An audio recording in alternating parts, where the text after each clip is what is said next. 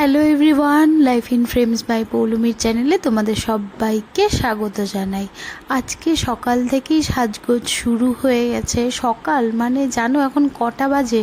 এখন প্রায় 5:30 মতো বাজে। আর আমি ওকে এখানে রেডি করাতে বসে গেছি, কারণ কি আজকে একদম মর্নিং থেকেই শুরু হয়ে যাবে ওর প্রি ওয়েডিংটা। তো আমরা চাচ্ছি যে ক্যামেরাম্যান দাদারা এলে তারপর আর ওয়েট করতে না হোক, আমরা একদম রেডি থাকি। তারপর আবার ব্রেকফাস্ট করতেও যেতে হবে, তো সেই জন্য একদম আমরা শুরু হয়ে গেছিলাম সকাল সকাল। মেয়েদের তো সাজতে একটু দেরি হয়, একটু সময় লাগে, সেই জন্য একটু টাইম নিয়েই স্টার্ট করেছি রেডি হওয়াটা। বলা যায় না, যেহেতু আমি প্রফেশনাল মেকআপ আর্টিস্ট নই, সেই জন্য লাস্ট মোমেন্টে কিছু হতে পারে। তো সব সিচুয়েশনের জন্য প্রিপেয়ার থাকা ভালো, সেই জন্য একটু তাড়াহুড়ো করে রেডি করিয়ে দিয়েছি একটু তাড়াতাড়ি করে। আর এই যে দেখো হয়ে গেছে মেকআপটা অলমোস্ট। এখন জাস্ট একটু হেয়ারটা সেট করে দিচ্ছি। ক্যামেরাম্যান দাদারা চলে এসছেন, এখন প্রায় 8টা মতো বাজে। তো এখন আমরা প্রথমে ব্রেকফাস্ট করব, তারপর ওদের শ্যুটটা স্টার্ট হবে। তোমরা জানিও দিদির মেকআপটা কেমন হয়েছে। তোমরা তো জানোই আমি প্রফেশনাল মেকআপ আর্টিস্ট নই, তবুও আর কি কাজ চালানোর মতন মেকআপ আমি করতে পারি।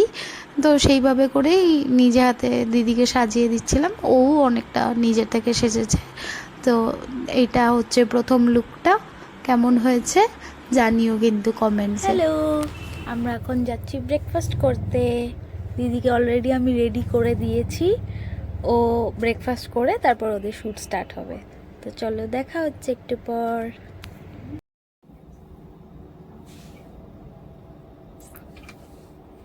তুমিও কি সাজছো নাকি?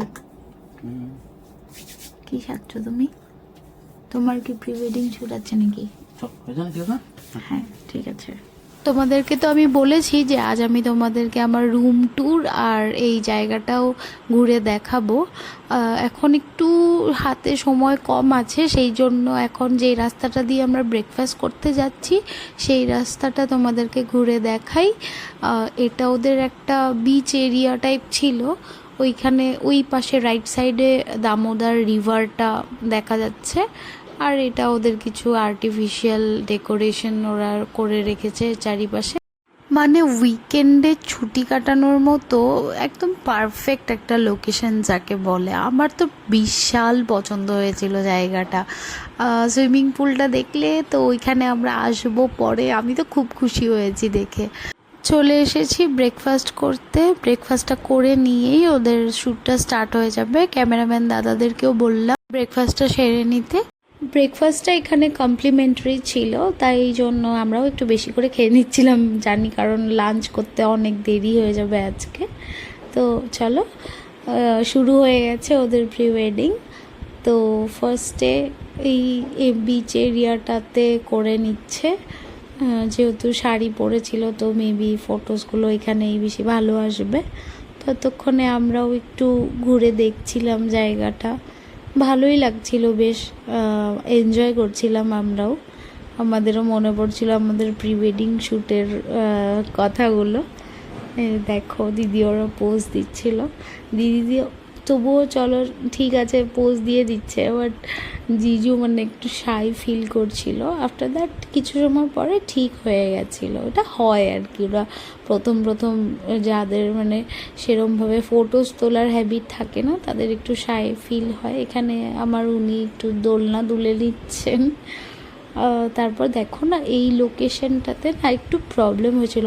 লাইক আমরা যখন প্রি ওয়েডিংয়ের ফটোস ভিডিওস দেখি তখন তো বেশ সুন্দরই লাগে, বাট এটার পেছনে যে স্ট্রাগলটা যারা করে তারাই একমাত্র জানে যে কতটুকু এফোর্ট দিতে হয় আর কতটা কষ্ট হয় এসবের পিছনে। আমার সময় তো কেউ বিহাইন্ড দ্য সিন শ্যুট করার ছিল না, বাট লাকিলি এবার ওরটা আমি করে নিচ্ছি। তো চলো বাকি লোকেশনগুলো আর বাকি শ্যুট সিনগুলো তোমাদেরকে পরের ভিডিওতে দেখাচ্ছি। কমেন্টসে কিন্তু অবশ্যই জানিও ভিডিওটা কেমন লাগলো আর মেকআপটা কেমন হয়েছে সেটাও কিন্তু কমেন্টসে জানাতে হবে। দেখা হচ্ছে পরের ভিডিওতে। Till then bye by.